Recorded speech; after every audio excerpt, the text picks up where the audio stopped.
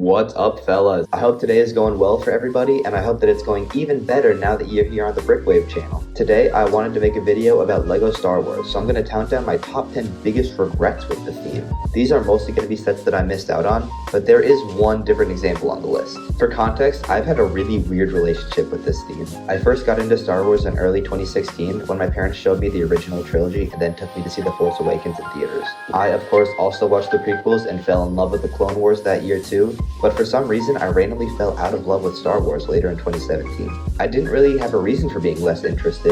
I think I just put all of my attention elsewhere. Speaking of which, when I say this is going to be a lot of sets I missed out on, I mean this is going to be sets that I had the opportunity to get. To meet that criteria, that means it has to be within a reasonable budget for allowance money or for birthday gifts since I was a kid, so you're not going to see many UCS sets or ones that retired before 2016. I did get a job in 2021 though, so any sets that were a bit more expensive could still find a place on this list because I would have had a decent amount of extra funds there. I also had my LEGO Dark Ages, as the community likes to call them, from the middle of 2019 to the start of 2023, where I wasn't into LEGO at all because I thought I was getting too old, but then I randomly remembered that LEGO is cool one day and decided to get back into it. I didn't get back into Star Wars until February of this year though. All of that to say that this list is going to be mostly sets released from 2015 to like 2022, so don't expect any drop ship with ATOT or anything like that. To start off with some rapid fire honorable mentions, the Hellfire Droid, A-Wing, 2017 and 2022 Republic Fighter tanks, and Anakin's Jedi Starfighter and Interceptor were all pretty cheap sets that I totally could have gotten at any point really,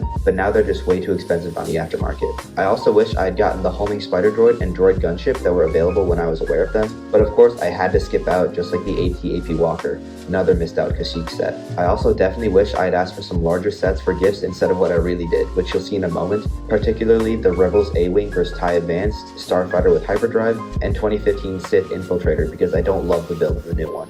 I also sadly missed out on the 2019 Slave 1, Tantive 4, Kylo Ren Shuttle, AT-AT, and Inquisitor transport sites because of the whole Dark Ages thing.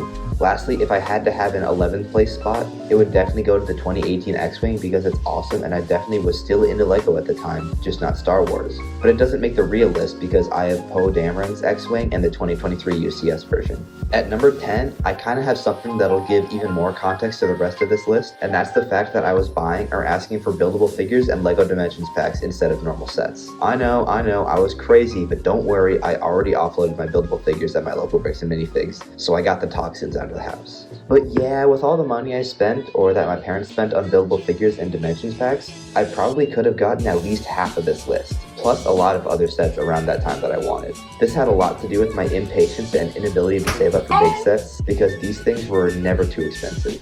I still have all my Dimensions stuff, but I rarely ever go back and play the game, so my money definitely would have been better spent allocated somewhere else. At number 9, I have 75252, the UCS Imperial Star Destroyer. This is probably my most wanted set, but it's also the least realistic. This released just at the start of my time away from LEGO, and of course it retired just as I was climbing out. And if I wanted it now, I'd have to spend a band on it, at least for it to be new. Like I said, I got a job when this set was still available, so I would have definitely been able to buy it even if it meant sacrificing some other things that I could have gotten. But I'm sure Amazon had some deals going at the time or something like that. I recently got the 2024 playset version, which I love, but man, it would have been sweet to have this puppy. For my number 8 spot, I have 75314, the Bad Batch Attack Shuttle. This is another one I just barely missed out on, retiring at the same time as the Star Destroyer. Pricing isn't egregious on the aftermarket, but still something I hesitate to pull the trigger on. During my LEGO Dark Ages, I not only wasn't into LEGO, but I also didn't watch any source material for my favorite teams. I loved the Bad Batch once I finally got around to seeing it, which was around the time that Season 3 was releasing,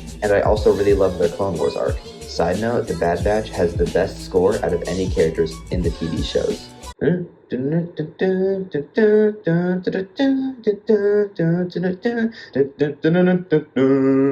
I actually think they chose the right color for this ship, unlike a lot of other people, also because I like the way it looks even if it is inaccurate, and the minifigs are also ones I wish I didn't miss out on. LEGO, please make a non-Imperial Crosshair. Cruising into the 7th spot is 75156 Krennic's Imperial Shuttle. I don't think that this is the holy grail of shuttles like a lot of other people do, but I do agree that this set is fantastic. And it's another one that I really wish I hadn't missed out because the price has skyrocketed. Rogue One was the only Star Wars movie that released in theaters during my first stint of Star Wars fandom, and I loved it. And luckily, I wasn't the only one, because it's generally agreed upon to be the best Disney Star Wars film. This set comes with some sweet figs too, particularly the Death Troopers, who are probably the best Stormtrooper type minifigs ever. The shuttle itself is huge too, but I feel like it wouldn't be much of a burden to shelve because you can just fold the wings up and make it take up less space. I also love the sleek black look of this one, so I'm definitely mad at myself for not sacrificing like 4 Dimensions packs to save up for this thing instead. Also a part of Rogue One, number 6 is a bit different. Near the end of 2023, I was firmly back into LEGO, but pretty much only Ninjago, Marvel, and Icons and Ideas. So, I brought in a lot of my old sets to bricks and minifigs that didn't interest me anymore to trade in. This was a lot of old Creator and City stuff, so it was definitely worth it for some sweet sets I traded in for. However, I did bring in 2 sets that I sure regret. One day, I walked in carrying a TIE Striker and U-Wing Fighter. I also brought in a First Order transport, but I don't really miss that one too much. I thought I would never get back into Star Wars, but then I caught Revenge of the Sith on TNT after an NBA game, and I was hooked back in. Boy did I soon realize my mistake. Both sets have definitely gotten up there in price these days, and since I brought them in used and the store only takes 30% of what the sets are worth usually, I only pulled enough for the Space Shuttle Discovery. The reason that this is at 6 and not higher on the list is because I do really like that set. It's actually the reason I went to the store in the first place. I probably like it more than each set I traded in, but I'd rather have my 3 sets back collectively in retrospect. 5th place is going to be 75151 Clone Turbo Tank. While not as good or big as the 2010 version, I think the detail and minifigs are the best out of all the Clone Turbo Tanks. I think it's a very playable set, and I love the vehicle in universe, which obviously boosts it for me. The price wasn't superb on this, but I'd obviously take that today compared to aftermarket prices. If I had to make one complaint about the design of this set, I feel like the body could have been a bit taller, but that's a pretty minor detail. This is a pretty simple one, all things considered. It's a great set that I realistically could have gotten, but obviously I didn't. Coming in at number 4 is set 75094 Imperial Shuttle Tiberium.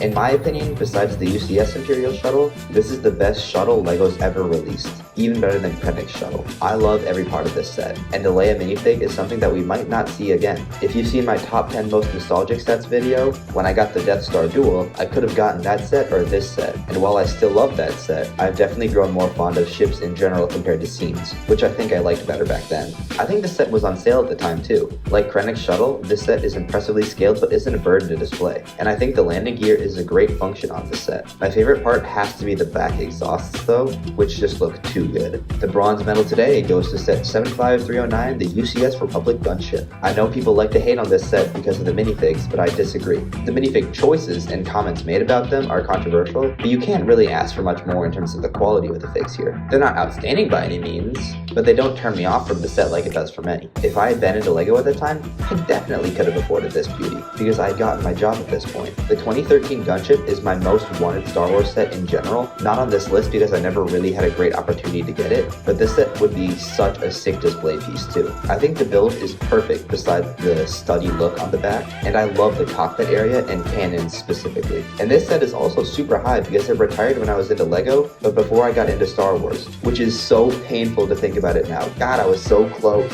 Our runner-up is going to be 75211 Imperial TIE Fighter. The regular TIE is my second favorite ship in Star Wars, and this is the absolutely perfect recreation in playset form. Not to mention, the minifigs are really awesome for a pretty standard ship set, particularly the Mimban Trooper, and those are one of the main reasons the value for this has more than doubled since retiring. The build is really flawless, and I was still into LEGO at the time, just not really Star Wars. I still saw the movies when they released, but wasn't really passionate about them. Otherwise, this definitely would have been a day one buy for sure. But number 1 is my favorite starship in universe, and that's 75172 Y-Wing Starfighter. This is very similar to the TIE Fighter, where the build is pretty much just perfect to say the least, and the minifig selection is surprisingly good with a particular standout. I can't even remember this dude's name, and he probably had like 3 seconds of screen time in Rogue One, but he sure is cool in LEGO form. I even like the level side build here, and besides being my favorite vehicle, this set is also number 1 because it was a really good value when it came out at only $60. Luckily, it's not too bad nowadays. Ideally, it's less of course though,